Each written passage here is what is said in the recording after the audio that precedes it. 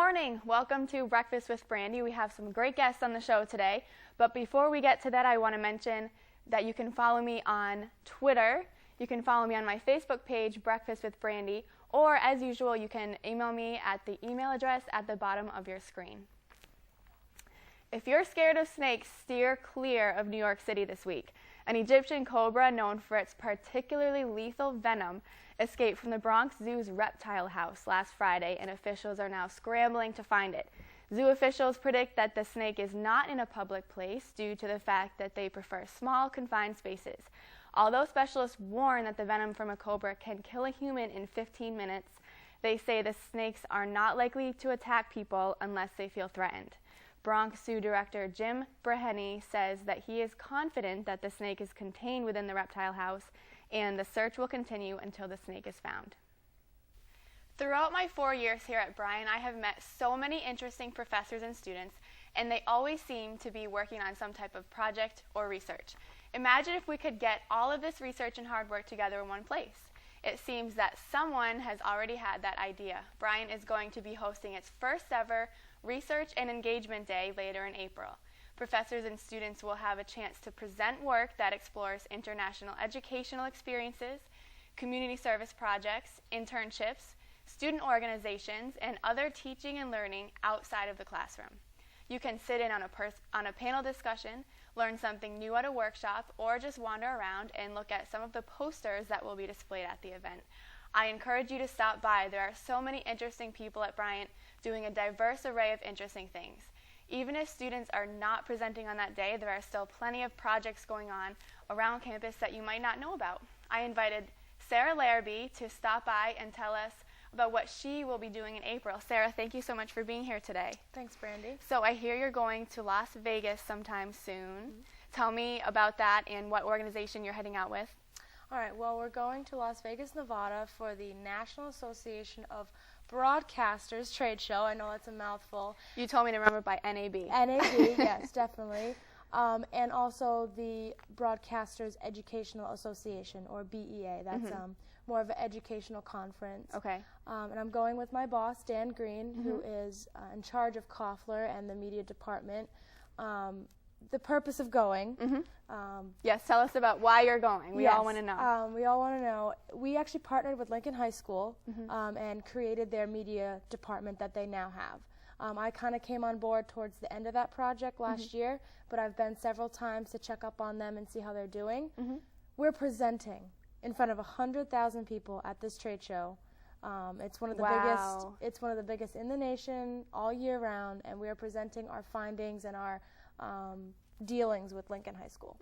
And you're starting with the Broadcasters Education Association convention, and that's where your presentation will be? Right. And then you're heading to the National Association of Broadcasters, the trade show. Yes. And what's going to be going on there? At the trade show, it's going to be like a convention center with thousands of exhibits and booths and technologies and people in the field that I'm going to get to talk to and network with, and exploring technology that we don't yet have here at Bryant. And that's the most exciting part, is getting to play with all that equipment that interests me so much. Is there anything that you expect that you'll learn or do out there that you will be able to bring back here to Bryant and teach Bryant students? Well, because I'm involved in the Media Production Club and WJMF and the Archway, I'll be able to bring back to students here knowledge of all three of those different areas of media. So new cameras, new editing softwares, new computers, new ways of communicating. It's all going to be there, and I'm so excited to go explore.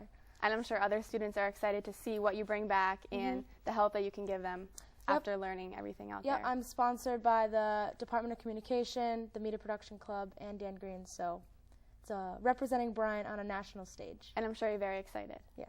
Well, we're very excited to have you here today. Sarah Larrabee talking about her trip to Las Vegas. So we'll be excited to hear about how it went. Second semester here at Bryant. The days are long, the geese are back, and we all know what that means. Spring weekend is right around the corner. As students, we might not realize how much hard work and planning actually goes into preparing for the various events of spring weekend. So I asked Casey Mulcair to come in and share some inside information about Springstock 2011. Casey, thanks so much for being here today. Oh, no problem. And so you are an integral part of planning Springstock. Can you talk to me about what that is for those people that don't know about Springstock? Sure. It happens during spring weekend, during the Saturday, during the day. So during the afternoon, WJMF puts on a concert, and we provide all the sound and the bands for the concert, and we pair with SPB, and they have all sorts of games and novelties and fun stuff that goes on during the day, and it's usually a really nice time. And that's down behind Salmonson Dining Hall, right? Is that where it usually occurs? Yeah, down behind there, behind the Koffler building. What should students be expecting in terms of entertainment or like fun games? This year, WJMF, we booked our opener, Pete Francis of Dispatch. Oh, wow. Yeah, so I think that's got a really good turnout. I think we're going to have a lot of people going. Yeah, I think that'll attract a lot of Bryant students. Yeah, and then for our opener, we're having Sam James Band, which is a 5-piece band, who'll be coming in, and Sam James will be actually doing some acoustic on his own. Yep. So it's a very laid-back kind of concert. It's not wild and crazy, but I think it's going to definitely fit the feel for Springstock this year. I remember last year I went, there was a bounce house, cotton candy. Yep. What else? What other kinds of things can we expect for this year? SPB always does a really nice job bringing different things each year. They usually bring some blow-up novelty items. Fun Enterprises usually comes and they have personalized. Sometimes they do like the flip-flops or those drawstring bags. They have the photo booth so you can go and get some photos, and there's always like free ice cream or something like that. So pair that with the music, and it's just a really, really nice time. So WJMF puts on this whole thing? Yeah. We take care of the concert side of it. So we take care of booking the bands, setting up the stage, the sound for it. And then SPB takes care of all the novelties and the items. So together we kind of put this on. Cool. Great. We really look forward to that. I know that the entire Bryant campus is excited for spring weekend this semester. So just another reason to look forward to Springstock 2011. Thank you, Casey. No problem.